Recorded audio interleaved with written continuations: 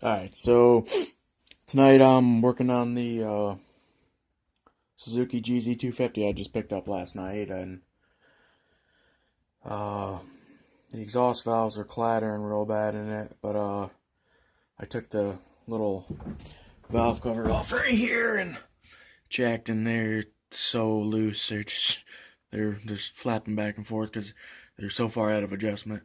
So I tightened them a little bit just by feeling how much clearance there is, but I left them loose because I don't want to do it until I have a feeler gauge and the right specs to make sure I got them where they're supposed to be. So that should take care of the clattering problem in the top end, noisy valves, whatever.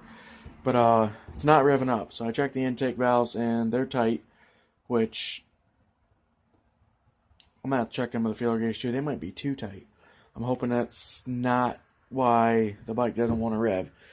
But so right now I'm gonna go through this carburetor. I just started taking the cables off, and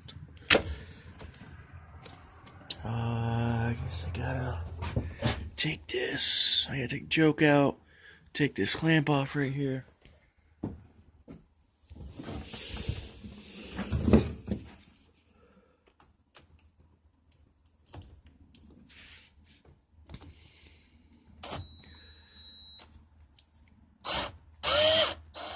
Cheating a little bit using my drill.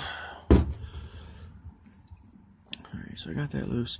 I'm gonna grab a wrench and take the choke bracket loose, and I'll be right back. Alright, so I got the carburetor off. Put in this little cookie sheet here so nothing gets lost. I found it a little easier to do that way. Everything gets, any gas and stuff gets trapped in there, and so yeah, I guess I'm gonna take the, sounds good, I'm gonna take the bowl off and see what it looks like inside.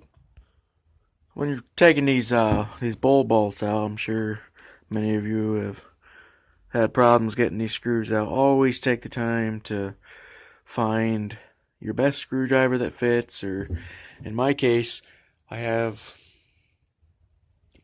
took this little pack of bits I got here, and I found one that fits real good. So I set this up in the vise with a rag, not too tight in there, just so it'll sit still, and then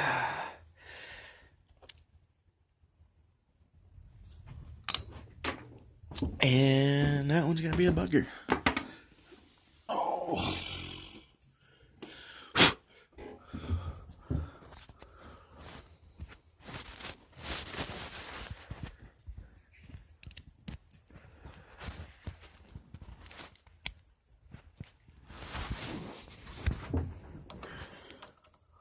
Try this one. Front two I already loosened like this. It worked out real nice. So I figured, maybe I'll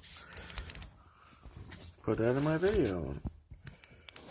Of course,